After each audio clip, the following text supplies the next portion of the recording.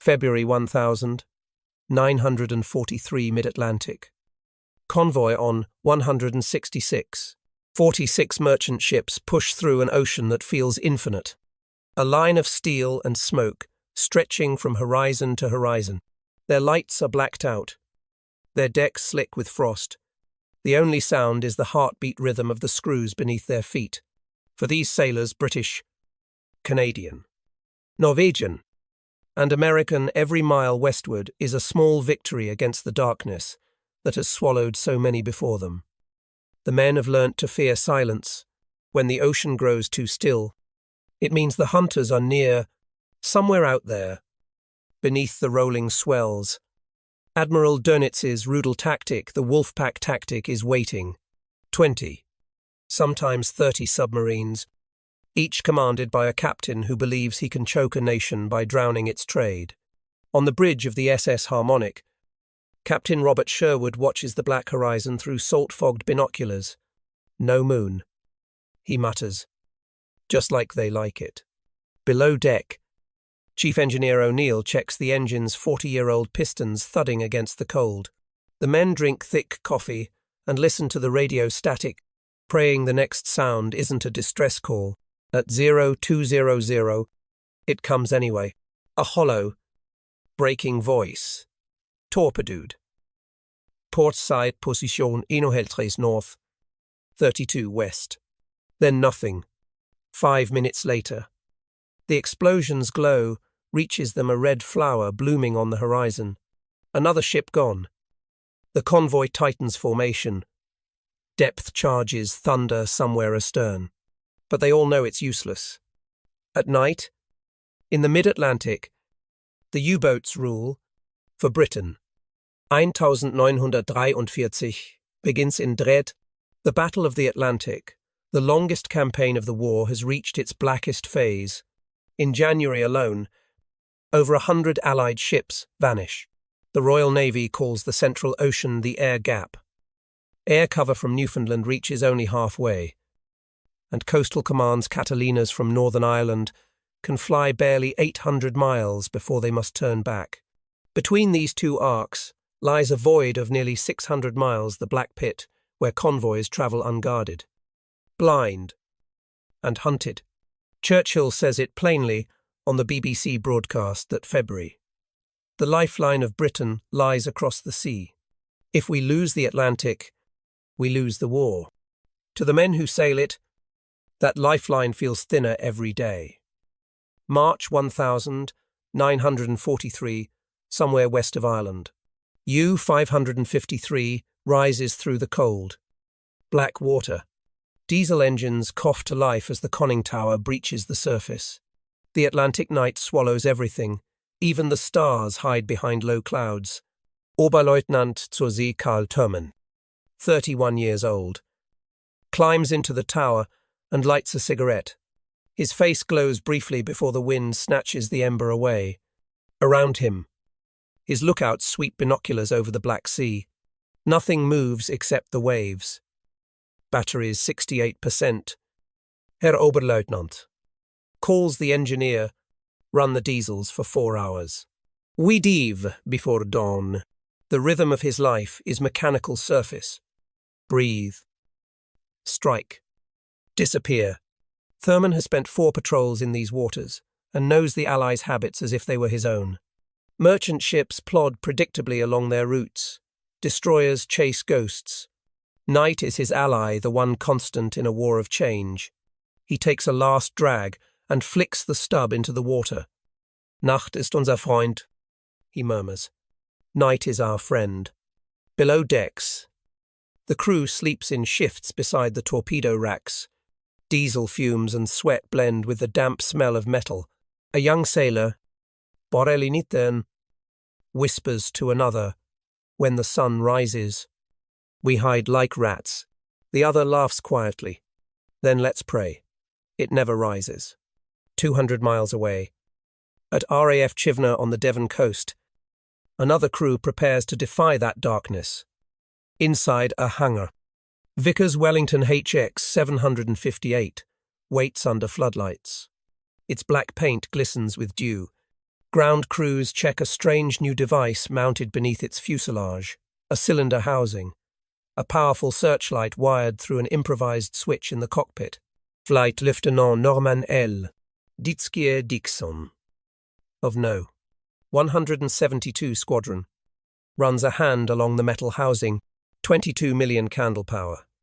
He mutters, half to himself, "Let's see if that's enough to blind the devil." Behind him, Wing Commander Humphrey de Verdley, the eccentric inventor, watches quietly. For over a year, he'd begged the Air Ministry to fund his idea, a high-intensity light to reveal surfaced submarines at night. Rejected as impractical, he built a prototype in secret, scavenging parts from RAF stores. Only when Coastal Command lost another 100 ships did London finally relent. Tonight is the first live combat trial. ASV radar operational Dixon calls to his navigator, Mk.III warmed and sweeping. Comes the reply. The ASV air-to-surface vessel radar sends invisible waves across the ocean. It can sense the echo of a periscope or conning tower miles away, but it cannot see in the dark. Until now. Aircraft would find a U-boat on radar and then lose it as they descended. Forced to drop flares that warned their prey, Leigh's idea changes that. The plan is simple: stalk on radar until within a quarter mile, then switch on the light, flood the ocean in daylight and strike. At 0142, the radar hum deepens. Contact. 10 miles ahead, says the operator. Dixon trims the aircraft lower. The crew speaks in whispers. Even the engines seem to muffle themselves. 5 miles to Hafe. Range. 3/4 of a mile. The navigator says. Dixon's thumb finds the new switch. Light on. A white sun explodes beneath the aircraft. The sea turns to glass. In its center lies the grey hull of a submarine. Crew frozen in shock. For a heartbeat they stare upward and then chaos erupts. The Wellington's guns chatter. The bombardier releases depth charges. The first 2 miss. The third detonates near the stern. A column of spray taller than a house rises, then collapses into darkness. Moments later, oil blooms across the water. For a moment after the blast, the crew said nothing. Only the hum of the engines and the smell of cordite reminded them they were still alive. Target destroyed. Dixon reports, his voice trembling between triumph and disbelief. Back at Chivenna, when the crew lands at dawn, the ground staff gather silently around the aircraft. Leigh steps forward, eyes wet, and places a hand on the fuselage. "Gentlemen," he says, "we have brought light into the night." News travels fast. Within weeks, Coastal Command orders the mass production of Leigh Lights for all Wellington and Sunderland squadrons. In London, analysts notice something. Striking merchant sinkings drop sharply wherever the illuminated bombers patrol. The wolfpacks, once invisible, now surface at their peril, but beneath the bunkers of Lorient and Kiel. The U-boat command seethes. Admiral Karl Dönitz reads the latest report. U-502 lost, U-553 missing, U-665 sunk after surface engagement.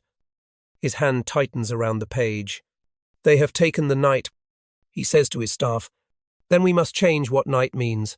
Deep in the radio workshops of Brittany and the Baltic coast, engineers begin sketching something new, a device that can hear radar before it strikes.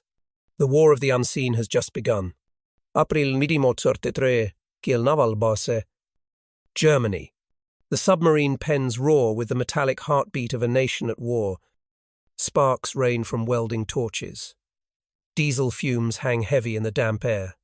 Deep inside the bunker, beyond the hammering of steel plates, a smaller room hums with a different rhythm, one of electricity and curiosity. Oberingenieur Hans Schutz turns a dial on a grey receiver box, its surface scarred from field tests. The faint buzz becomes a slow, intermittent chirp. Across the bench, Kapitänleutnant Fritz Steinhoff bends closer, eyes narrowed. So this is the new warning device, Schutz nods. We call it Metox. It listens for the radar waves of the English, their ASV. When it sings, it means they are near. He adjusts the wooden cross-shaped antenna on the table. It looks crude, improvised, but for the men of the Kriegsmarine, it's hope. The Metox R600, named after its French factory in Granville, can detect the 176 MHz pulses of the British ASV Mk.III radar. Each click is a warning, each silence a reprieve. Within weeks, Dönitz's staff orders every U-boat at sea to install one. Crews lash the antennas to periscopes or bridge rails, threading cables through the hatches into the control rooms. For the first time in months, the hunters can sense when they are being hunted. May 1943 North Atlantic. On U-333, Captain Lieutenant Peter Kramer, one of Dönitz's most experienced captains, sits in the radio cabin. Headphones pressed to his ears. The static crackles like dry leaves. Then, faintly, comes a rhythmic chirp, chirp, chirp. He gestures to his watch officer.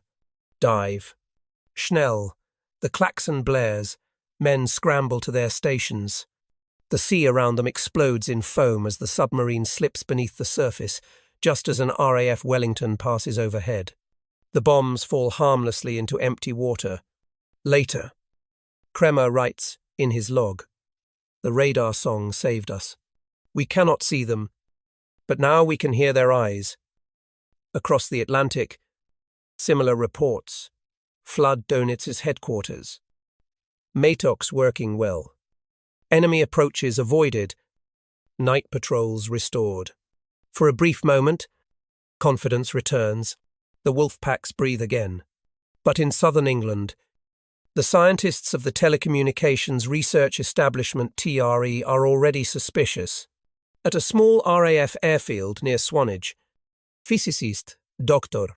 Alec Reeves studies strange data from returning patrols. Radar contacts vanish abruptly as aircraft approach their targets. They know we're coming. He tells his superior they must be detecting our emissions so they can hear our radar. The officer asks. Reeves nods. We'll need to move where their ears cannot reach to the microwave band. Thus begins the race for ASV Mk.IT. The first true microwave radar, powered by the revolutionary cavity magnetron. It transmits at 3 GHz, far beyond the range of the Metox receiver. The invisible jewel has entered a new frequency. By June, the first Wellingtons and Sunderlands equipped with the Mk.III radar return to patrol. Their operators marvel at the clarity of the screen's crisp echoes. Finer range. No more interference. On the night of June 23, U-564 sails west of Cape Finisterre. The Metox starts its nervous, clicking but softer than usual. Captain Suren. Hesitates. Perhaps a storm. He mutters. He keeps the boat surfaced to finish charging batteries. 5 minutes later, a burst of daylight floods the bridge. The Leigh Light has found them again. The sky erupts with cannon fire. Depth charges fall in a perfect line. Within minutes, the submarine breaks apart at 40 meters. Only a few oil-stained planks mark the spot. The wreckage drifted for days' oil. Timber. Silence. For the U-boat crews still at sea, that silence was louder than any explosion. When news reaches Lorient, Dönitz is leave it. How can this be? We have Metox, he shouts. Engineers scramble for answers. Some blame poor calibration. Others suspect the British have changed frequencies. By July, the truth is clear, the Allies have gone silent. In a meeting room, lined with maps and static-filled radios, Dönitz glares at his signals officers. If they find us by radar, we will hide from radar.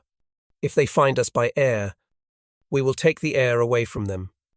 He orders the acceleration of a new technology, the Schnorchel, a retractable breathing mast that allows diesel engines to run underwater, developed years earlier by the Dutch. Now seized by the Germans, it promises to make U-boats invisible to the eyes of radar. By August, Prototypes are tested on U-58 and U-235. The mast is awkward, noisy, and prone to leaks, but it works. Theoretically, the boat can remain submerged for days, drawing air through the tube while running its engines at low speed. Soon, Dönitz tells his staff, the night will belong to us again. But among the crews, Mk.III, the ocean has become a graveyard of steel, of 40,000 submariners who have served since 1939. More than 20,000 are already dead. In the narrow bunks, sailors whisper about the Leigh Light, the blinding white eye that comes from nowhere. Every new machine they give us is supposed to save us. One man says, but the sea listens too. August 1943 Western approaches. Atlantic. At dawn, a Sunderland flying boat of No. 228 Squadron patrols the grey horizon. The radar operator leans forward. Contact, range 4 miles. Probably another U-boat charging batteries, says the pilot. Let's check.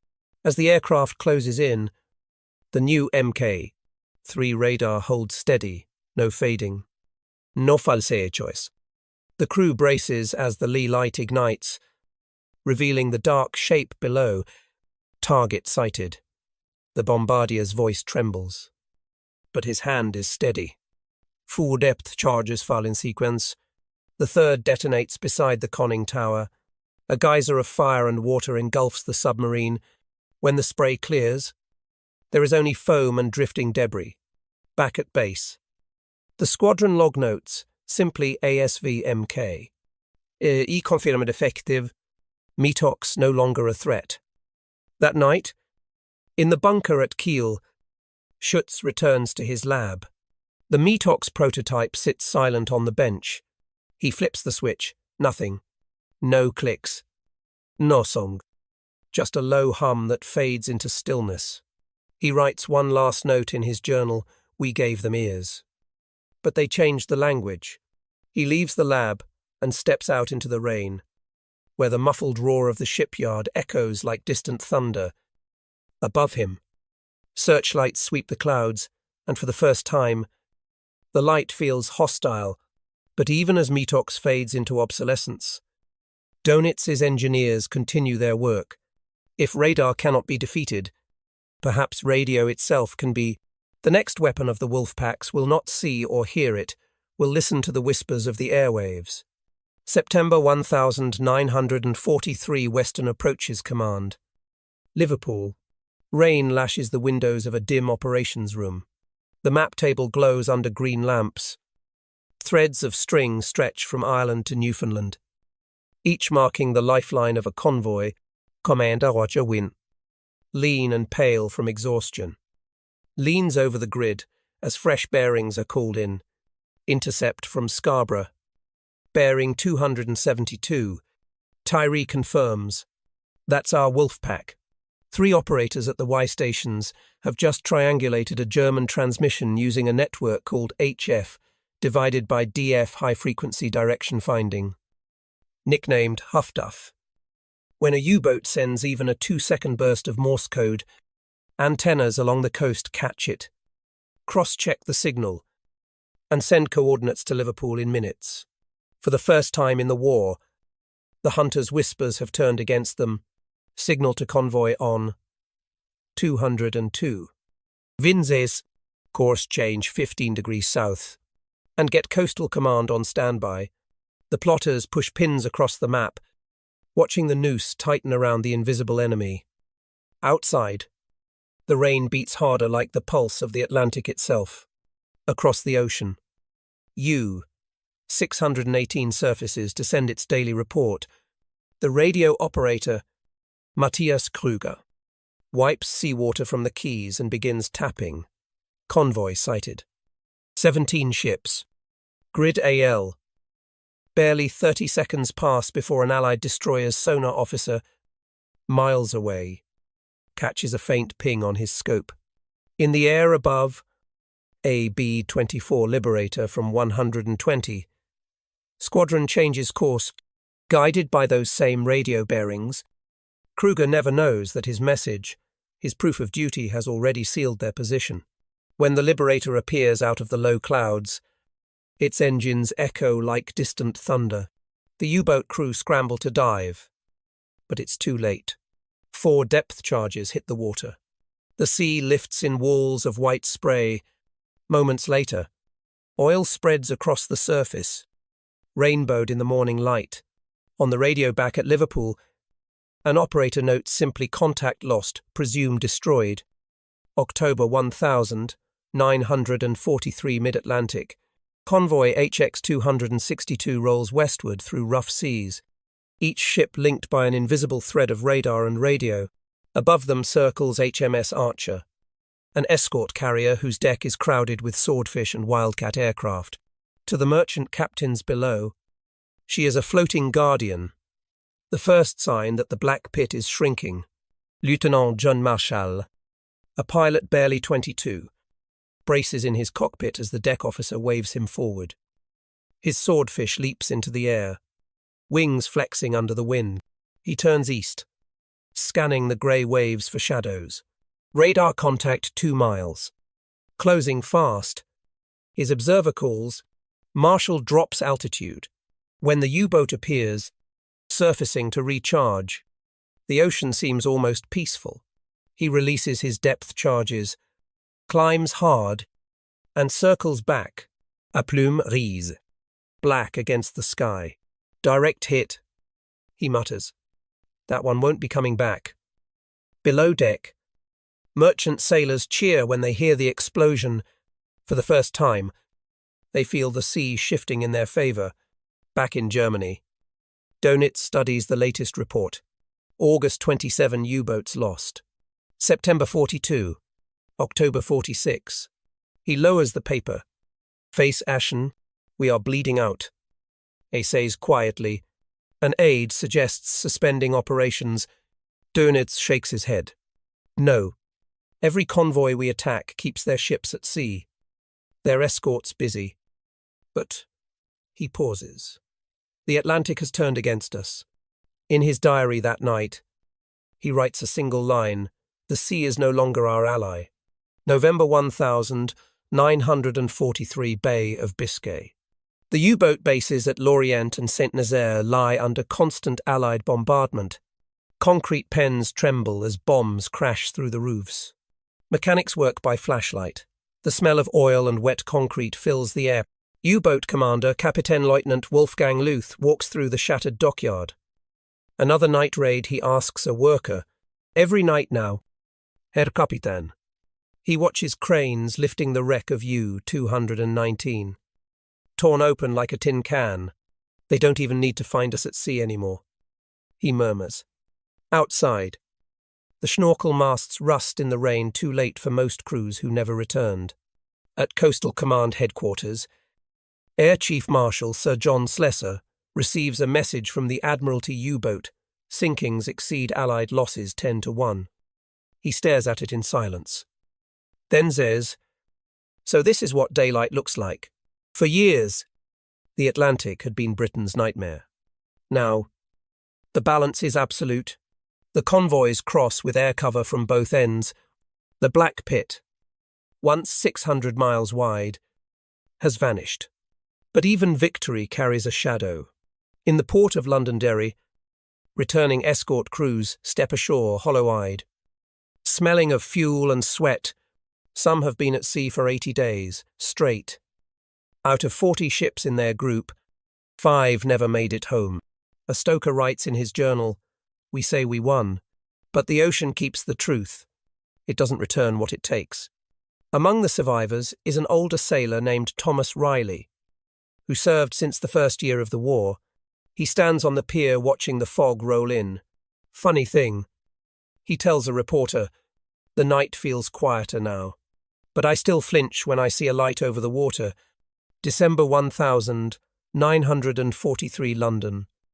In a small briefing room at the Air Ministry, Wing Commander Humphrey de Verde-Lee sits alone. His invention, once doubted and delayed, has changed the war. yet few outside Coastal Command know his name. A junior officer enters, salutes, and places a letter on the table for your service to the defence of the realm. He opens it. Inside, the notice of his OBE, a modest honour for a man whose light ended the reign of the wolves. Leigh folds the paper carefully, looks out the window at the grey London sky, and whispers, "The night fought back, but we kept the sea." Epilogue di Phenomen set forth bend. When Germany surrenders, the surviving U-boat captains gather at Flensburg to hand over their boats. Of nearly 150 submarines built during the war, 784 have been lost. Over 30,000 submariners are dead, 3 out of every 4 who served. In the ruins of Kiel, a rusting Metox antenna lies half buried in mud. Nearby, a child plays with the wooden cross-shaped frame, unaware of what it once meant, and across the Atlantic, merchant convoys sail under open skies. The same ocean that had devoured them now lies calm, indifferent, eternal. A Coastal Command veteran later writes, "We thought we'd conquered the sea, but all we did was learn to see in the dark, because in the end, it wasn't radar or light alone that won the Atlantic.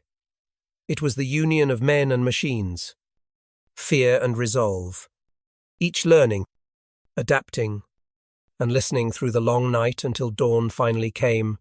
Spring 1953, 10 years after the turning of the Atlantic. The docks of Greenock are peaceful now. The cranes that once swung over convoys of steel and fear move sluggishly, unloading timber and fruit.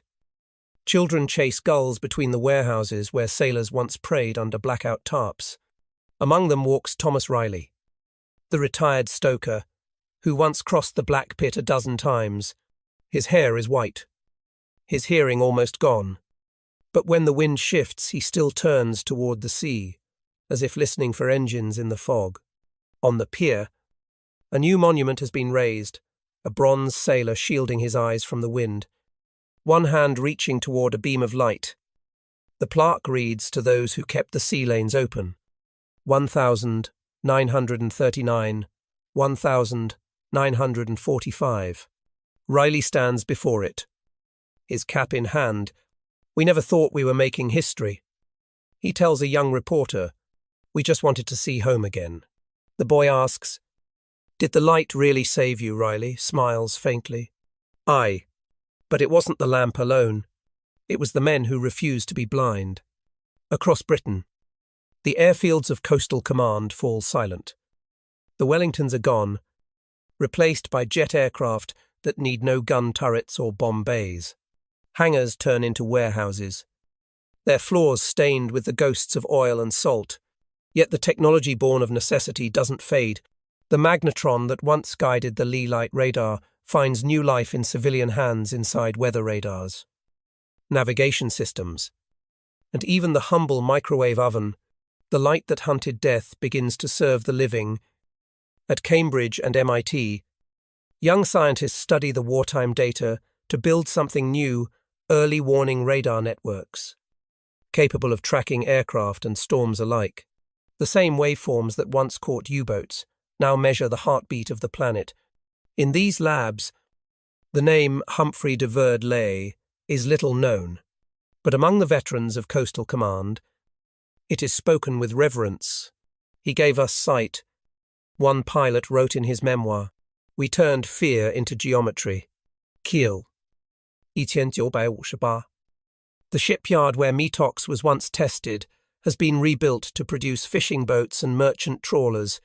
The war's scars are still visible, concrete bunkers half buried in grass, rusting periscopes jutting from the mud. A German engineer, Hans Schütz, now older and slower, walks past the yard carrying his lunch tin. Few know that he once worked on submarine electronics. Sometimes he pauses near the canal, where the water mirrors the grey sky, and wonders whether his machines ever helped anyone survive. One afternoon he meets a British engineer visiting from Marconi. They speak of sonar, of transistors, of the future. For a moment, Both men laugh two old rivals joined by the language of circuits. When the visitor leaves, Schut stays by the water until dusk. The harbour lights flicker to life one by one, reflected in the calm surface. He murmurs, "We learned too late that light belongs to everyone." London. 1960. In the archives of the Air Ministry, a clerk files the final report on Operation Leigh Light. It notes, in dry prose, that the system significantly increased nocturnal interception success rates, contributing to the termination of U-boat dominance. The file is stamped DEC Lacified. Outside, on the Thames embankment, the Coastal Command Memorial stands newly unveiled, a bronze eagle perched on a globe, wings outstretched toward the western sea. Wreaths of poppies line the base. Among the crowd are a few grey-haired airmen, their medals catching the sunlight. One of them looks up and whispers to no one in particular. "We brought light into the night.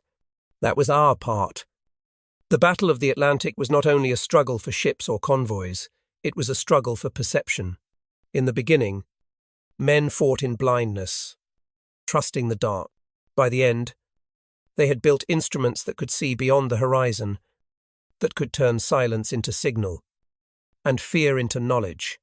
The light that once hunted in war now guides in peace. It reminds us that even in the deepest night, sight is possible if we dare to look